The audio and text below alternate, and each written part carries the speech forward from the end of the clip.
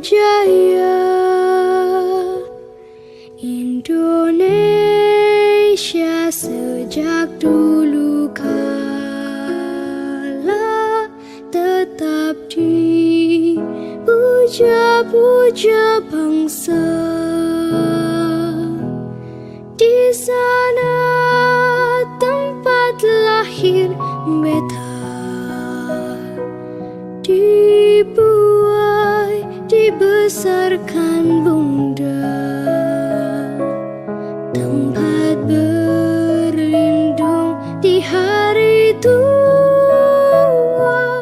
Bismillahirrahmanirrahim. Assalamualaikum warahmatullahi wabarakatuh. Saya Mawardi Ali, Bupati Aceh Besar, mengucapkan selamat Hari Ulang Tahun Republik Indonesia yang ke-76.